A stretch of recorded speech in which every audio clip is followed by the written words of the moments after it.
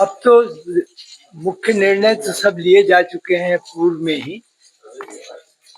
अब तो प्रगति की समीक्षा करनी होती है और शेष कार्य जो बचे हुए हैं उनकी सूची बनाई जाती है।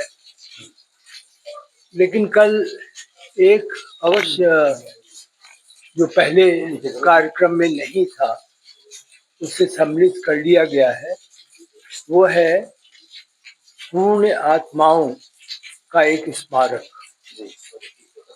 जो कि परिसर में सप्तऋषि मंदिर के निकट बनाया जाएगा। वो ऊंचाई में लगभग 11 मीटर का ऊंचा होगा। ग्रेनाइट के पत्थर से बनाया जाएगा। उसकी डिजाइन इत्यादि कल उसे अंतिम स्वरूप दे दिया गया है और यह भी लक्ष्य है कि जो दिसंबर 2025 की हम लोगों ने समय सीमा निर्धारित की है उसके ही अंतर्गत इसे भी पूर्ण कर दिया जाएगा। सभी कार्यक्रम अब धीरे धीरे इस स्थिति में आ गए हैं कि उन्हें अब फाइनल करके अंतिम स्वरूप प्रदान करके ट्रस्ट के नियंत्रण में आने वाले 4 माह में हस्तांतरित कर दिया जाए। केवल 2 कार्य रहेंगे जो कि वर्ष 2026 में जाएंगे। परिसर में एक ऑडिटोरियम जो बन रहा है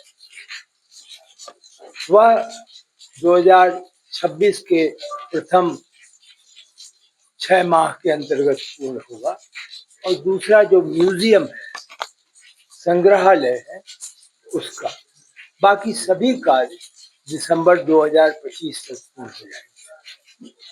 बदल की बात की जाए, दूसरा बात की जाए तो आप जो है प्रधानमंत्री को क्या मतलब दे दिया गया है? मेरी जानकारी में तो ऐसा नहीं है कि अभी कोई निमंत्रण प्रधानमंत्री जी को दिया गया है। शेषावतार मंदिर की क्या स्थिति है? शेषावतार मंदिर पूर्ण हो गया है। उसपे स्वर्ण कलश जो शिखर पे लगना था वह भी पूर्ण हो गया है।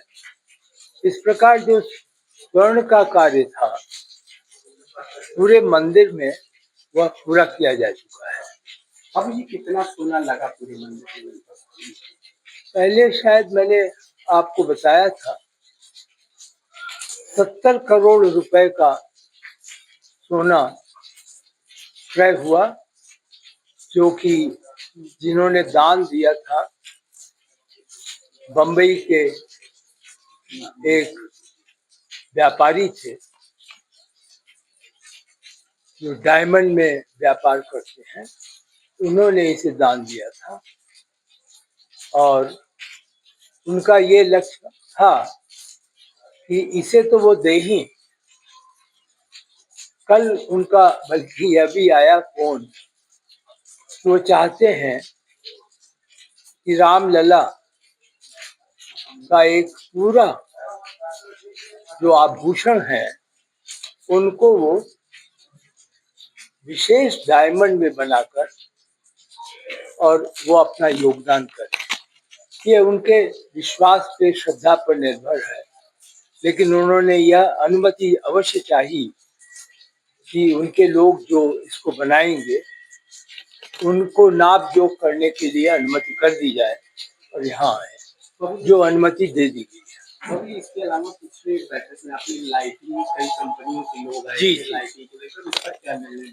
फसाड लाइटिंग का निर्णय अब लगभग अंतिम हो गया है और आपको ये जानकर संतोष होगा कि जिसकी शुरुआत आज से करीब 6 माह पहले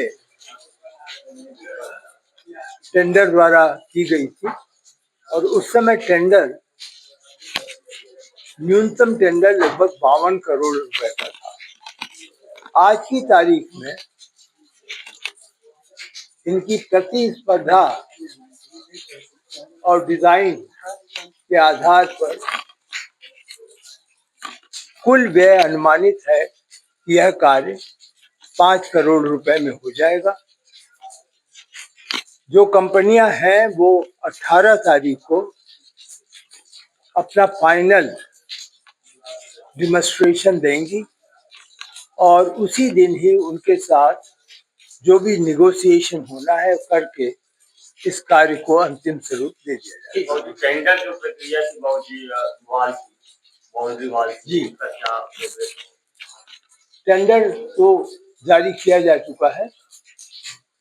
मेरी जानकारी के अनुसार संभवतः 5 तारीख यानी इस महीने की 5 को टेंडर खोला जाएगा और बाउंड्री वॉल के जो महत्वपूर्ण निर्णय है जो कि सुरक्षा की दृष्टि से महत्वपूर्ण थे, जिसमें कि पुलिस विभाग मुख्यतः उसको गाइड करता है, मार्गदर्शन देता है, वह अंतिम किया गया, उसे भी सम्मिलित कर दिया गया है।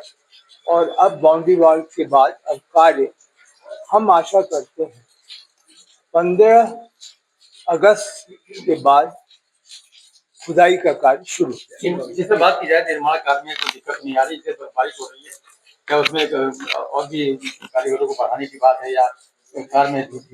देखिए, 2 हित जो हैं वो क्लैश कर रहे हैं। किसान का हित जो सर्वोपरि है और लक्ष्य समय सारणी जो हमारा कदाचित हित होता है। अगर आप ये वीडियो YouTube पर देख रहे हैं तो हमारे चैनल को सब्सक्राइब कर बेल आइकन दबाएं और Facebook पर देख रहे हैं तो हमारे पेज को लाइक करें।